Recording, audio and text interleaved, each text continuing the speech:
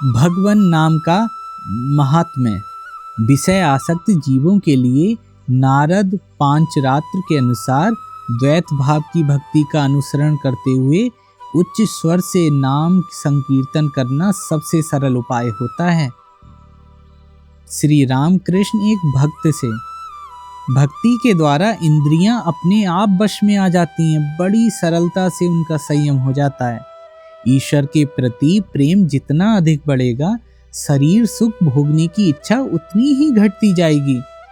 जिस दिन घर में संतान की मृत्यु हो जाती है, उस दिन क्या पति पत्नी का मन देह सुख की ओर जा सकता है? कभी नहीं। भक्त, पर मैं भगवान से प्रेम नहीं करना जानता। ठाकुर, सतत उनका नाम लेते रहो बस। इससे तुम्हारे भीतर के काम, क्रोध, शरीर सुख भोगने की जो वासना है वो सब दूर हो जाएगी।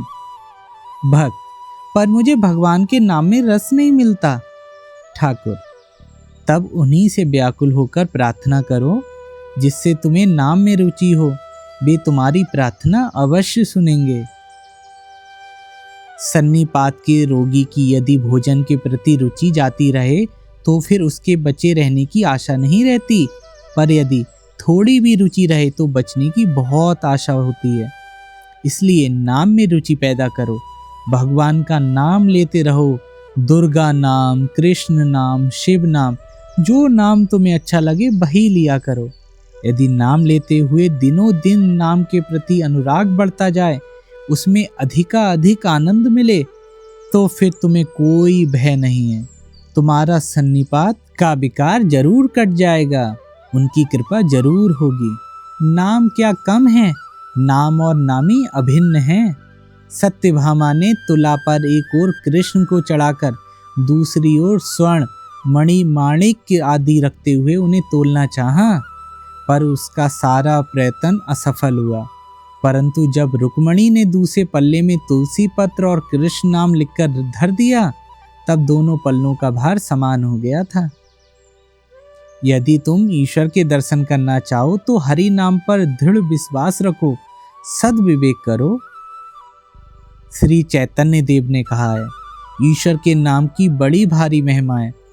तुरंत फल ना मिलने पर भी एक न एक दिन उसका फल अवश्य ही मिलेगा। घर की कार्निस पर पड़ा हुआ बीज कई सालों बाद घर के ढह जाने पर जमीन में जा पहुंचता है और तब उसमें पेड़ निकलकर उसमें फल लगते हैं। जाने या अनजाने, भूल से या भ्रम से, किसी भी तरह क्यों ना हो, भगवान का नाम लेने से उसका फल अवश्य मिलेगा। कोई नदी पर जाकर स्नान करे तो उसका जैसा स्नान होता है, वैसी ही अगर किसी को पानी में ढकेल दिया जाए तो भी उसका स्नान होता है। और कोई सोया हुआ हो, उसे भी पानी में डाल दिया जाए तो भी उसका वैसा ही स्नान होगा। जाने अनजाने, किसी भी रीति से क्यों ना हो, अगर कोई अमृत कुंड में एक बार गिर पड़े तो वह अमर हो जाता है। इसी प्रकार कोई जाने अनजाने में या किसी भी तरह भगवान का नाम क्यों ना ले, वह अंत में अमृतत्व प्राप्त करता है। केवल नाम ग्रहण करने से ही भगवत दर्शन हो सकता है, ऐसा कहने वाले किसी धर्म प्रचारक से ठाकुर ने कहा था। अवश्य ही भगवान के नाम की बड़ी महिमा है, पर अनुराग के बिना क्या होगा। भगवान के लिए प्राण व्याकुल होने चाहिए। अगर मैं मुंह से तो नाम लेता हूँ, पर मन को कामनी कांचन में लिप्त रखूं तो उससे क्या लाभ होगा। अगर बिच्छू ने काटा हो तो सिर्फ मंत्र पढ़ने से जहर नहीं उतरता, कंडा जलाकर उसका धुआं भी देना पड़ता है।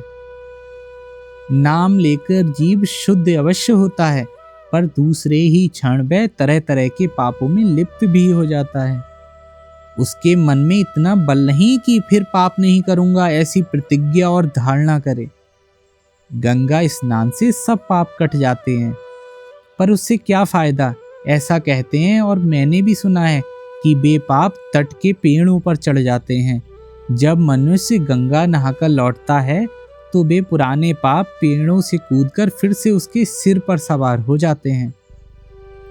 वह 2-4 कदम भी चल नहीं पाता, इससे पहले ही पुराने पाप आकर उसे घेर लेते हैं। इसलिए नाम भी लिया करो और साथ ही प्रार्थना भी करो कि ईश्वर के प्रति अनुराग हो और धन मान शरीर सुख भोगने की जो इच्छा है, अनित्य असार वस्तुओं के प्रति तुम्हारी आसक्ति घट जाए।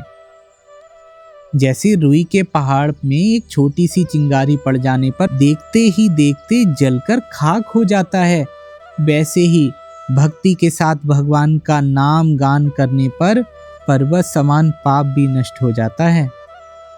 विषयी लोगों की पूजा जप तप सब कुछ सामयिक होता है, टिकता नहीं है। जो ईश्वर के सिवा और कुछ नहीं जानते वे सांस सांस में उनका नाम लेते हैं। कोई मन ही मन सतत ओम राम ओम जपता रहता है। ज्ञान मार्गी साधक सोहम सोहम जपता रहता है। किसी किसी की जीभ तो सदा हिलती ही रहती है। जप करना यानी निर्जन में चुपचाप भगवान का नाम लेना। एकाग्र होकर भक्ति पूर्वक उनका नाम जपते रहने से उनके रूप में दर्शन अवश्य होते हैं, उनका साक्षात्कार होता है। जैसे जंजीर में बंधी हुई बल्ली गंगा में डूबी हुई हो और जंजीर का दूसरा छोर तीर पर बंधा हुआ हो, तो जंजीर की एक एक कड़ी पकड़कर आगे बढ़ते हुए पानी में उतरकर उसी तरह चलते चलते बल्ली को स्पर्श किया जा सकता है। ठीक वैसे ही जब करते करते मग्न हो जाने पर धीरे धीरे भगवान का साक्षात्कार होता है। ठाकुर प्रायः कहा करते थे, सुबह शाम ताली बजाते हुए हरि नाम लिया करना। ऐसा करने से तुम्हारे सारे पाप ताप दूर हो जाएंगे। जैसे पेड़ के नीचे खड़े होकर ताली बजाने से पेड़ पर के सब पंछी उड़ जाते हैं, वैसे ही ताली बजाते ही हरि नाम लेने से शरीर रूपी वृक्ष पर से सब अविद्या रूपी चिड़ियां उड़ जाती हैं।